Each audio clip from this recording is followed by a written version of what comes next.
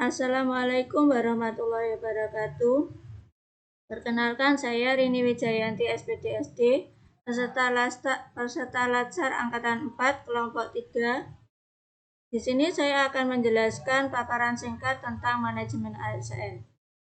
Sebelum saya menjelaskan, mengapa manajemen ASN itu penting?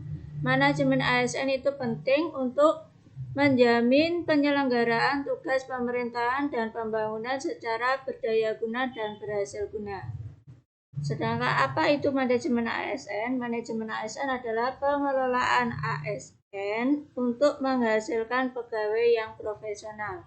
Selain itu juga menghasilkan pegawai-pegawai yang memiliki nilai dasar, kemudian etika profesi, bebas intervensi politik, serta bersih dari praktek KKN. Kewajiban ASN. Kewajiban ASN antara lain setia pada Pancasila, Undang-Undang Dasar, dan NKRI. Yang kedua, menjaga persatuan dan kesatuan. Yang ketiga, melaksanakan kebijakan. Keempat, mentaati perundang-undangan. Kelima, melaksanakan tugas kedinasan, berintegrasi dan keteladanan, menyimpan rahasia pejabat, serta bersedia ditempatkan di mana saja. Kedudukan ASN. Kedudukan ASN ada dua, yaitu sebagai pegawai negeri sipil atau PNS. Yang kedua adalah pegawai pemerintah dengan perjanjian kerja atau P3K. Di sini ada perbedaan antara PNS dan P3K. Kalau PNS itu adalah pegawai yang diangkat secara tetap oleh pejabat kepegawaian, sedangkan P3K diangkat berdasarkan perjanjian kerja untuk jangka waktu tertentu. Fungsi dan tugas ASN. Fungsi dan tugas ASN adalah pelaksana kebijakan publik, yang kedua perekat dan pemersatu bangsa, serta pelayanan publik.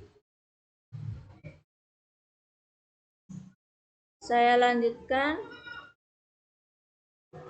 Yang kedua yaitu ringkasan singkat tentang SMART ASN. SMART ASN adalah pegawai dengan kompetensi, kinerja, serta profesionalisme yang tinggi sehingga mampu beradaptasi dan semakin responsif terhadap perubahan dan pencapaian tujuan organisasi. Setidaknya sebagai seorang ASN harus memiliki 8 prinsip atau 8 profil. Yang pertama adalah integritas. Seorang ASN diharapkan mampu memiliki sifat atau keadaan yang menunjukkan kesatuan yang utuh sehingga dapat memancarkan kewibawaannya. Yang kedua adalah nasionalisme.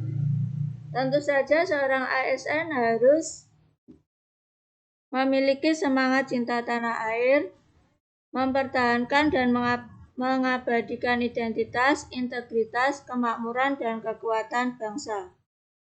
Yang ketiga, profesionalisme. Yang keempat, berwawasan global. Dunia ini semakin modern dan semakin maju, sehingga setiap hari selalu ada perubahan yang cepat. ASN harus mampu untuk bergerak cepat dan beradaptasi, serta mampu bersaing dengan negara-negara lain untuk menjadi yang terbaik. Yang kelima, menguasai teknologi informasi dan bahasa asing. Di sini dikatakan bahwa seorang ASN harus mampu menggunakan aplikasi atau produk IT, serta selalu mengupdate semua informasi IT yang terbaru. Karena hal ini dibutuhkan agar ASN bisa meningkatkan efisiensi dan efektivitas dalam bekerja, hingga bisa tercapai kinerja yang berkualitas. Menguasai bahasa asing. Di sini meskipun bahasa Indonesia itu penting, namun alangkah baiknya seorang ASN juga mampu menguasai bahasa asing. Yang ke-6 yaitu memiliki jaringan yang luas. Artinya seorang ASN harus mampu membangun jaringan atau networking. Hal ini bertujuan untuk menjalin hubungan dengan siapapun sebanyak-banyaknya secara positif, baik dari profesional. Karena semakin banyak yang diketahui, yang dikenal, maka akan semakin banyak orang itu mendapatkan keuntungan. Kemudian yang ke-7 adalah hospitality atau sifat dan sikap yang ramah. Sebagai seorang ASN, salah satu tugas utamanya adalah melayani masyarakat. Jadi, ASN harus mampu memberikan pelayanan terbaik dengan sikap yang ramah dan hangat ketika bekerja agar masyarakat puas dengan kinerja ASN. Yang terakhir adalah entrepreneurship atau kewirausahaan. Hal ini berarti bahwa seorang ASN harus kreatif, inovatif, selalu positif, cerdas, dan pantang menyerah. Diharapkan dengan memiliki jiwa entrepreneur, maka seorang ASN akan bisa meningkatkan kinerja ke depannya. Demikian paparan singkat saya, ringkasan tentang manajemen ASN dan SMART ASN.